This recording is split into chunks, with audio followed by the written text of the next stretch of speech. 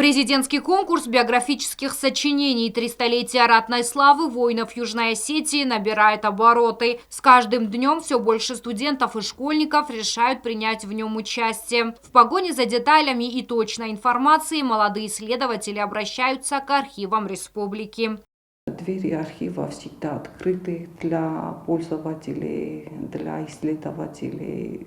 Особенно отрадно встречать учеников в архиве.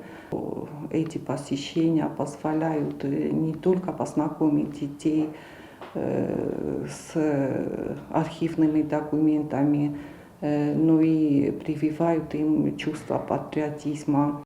Директор Центрального архива Валентина Вальева заверила, что учреждение оказывает участникам всю необходимую помощь. Юным авторам предоставляют доступ к уникальным документам и материалам, которые помогают сделать сочинения максимально точными и содержательными. У нас есть коллекция, архивная коллекция, где собраны именно материалы, касающиеся Великой Отечественной войны. Есть специальный отдел, есть сотрудник, который работает с исследователями, с пользователями. Мы всегда рады принимать и обслуживать читателей, предоставляем им описи, сами документы.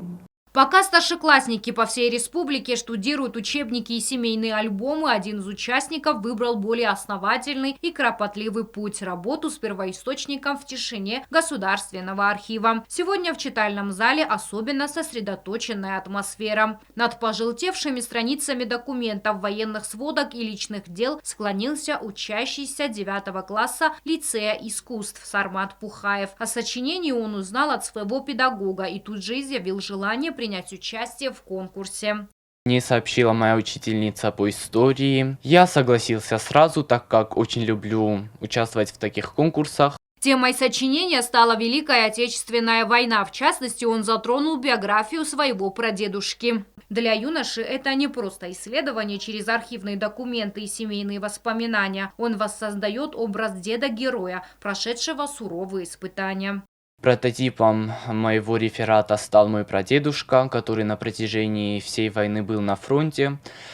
Дошел он аж до Берлина, и после победы 9 мая он остался в Германии аж до ноября. Эта тема мне ближе. Не только моего прадедушки коснулась эта тема, но еще и его двух родных братьев. Сармат сегодня пришел в Центральный государственный архив, чтобы собрать подробные сведения, уточнить конкретные даты. Видно, с каким волнением он всматривается в строчки рукописных свидетельств. Для него это не просто этап конкурса, а живое прикосновение к 3 столетиям ратной славы.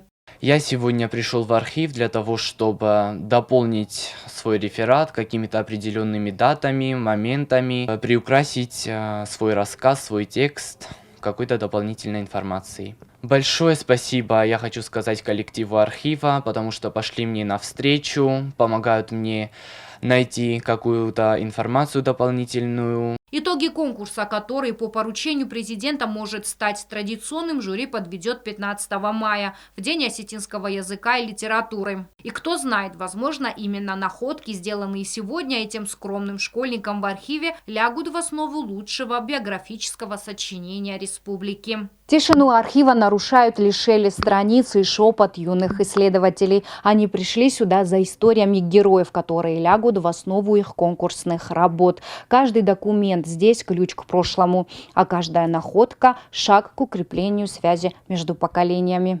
Агунда Губозова, Азамат Кудзев. Информационный выпуск сегодня.